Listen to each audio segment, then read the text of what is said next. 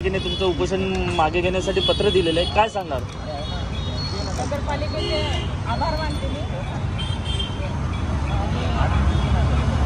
5 तारखेच्या नंतर परत आश्वासन दिले त्यांनी की 5 तारखेच्या नंतर नाही झालं तर परत 6 तारखेला आम्ही उपोषणला बसू। सर्वांचे धन्यवाद। काय दिलं तुम्हाला? आता आश्वासन काय दिलं? काय आश्वासन दिलं आता? 5 तारीख को अपना पेपर 5 तारखेला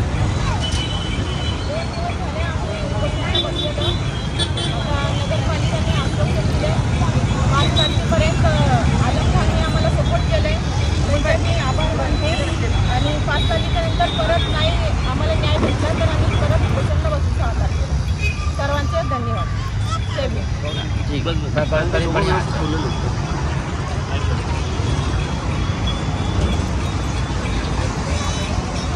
नमस्कार, जोर से बोल।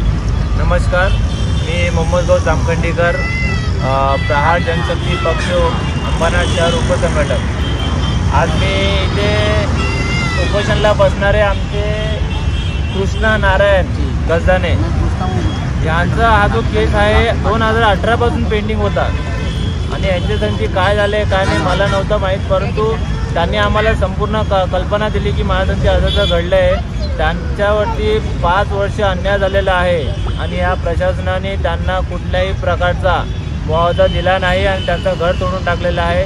ती कल्पना आम्हाला भेटल्याच्याप्रमाणे आलम खान आमचे अंबरनाथ शहराचे उपाध्यक्ष यांच्या अंतर्गताखाली आज त्यांचं उपोषण माघारी घेतलेलं आहे। कारण का त्यांनी अंबरनाथचे CEO यांच्यासंगी मीटिंग करून येणाऱ्या पुढील 5 तारखेला 5 फेब्रुवारी 2024 12:30 वाजता त्यांच्या जे याच्यामध्ये इन्व्हॉल्व होते घर तोडण्यासाठी त्यांच्यासंगी हिरीन लावलेली आहे आणि त्याच्यावरती जर यांचा निकाल नाही लागला तर पुन्हा ज्याला आम्ही अंबरनाथ शहरामध्ये याचप्रमाणे याच्या मोठ्या प्रमाणे आम्ही उपोषण आणि आंदोलन करू।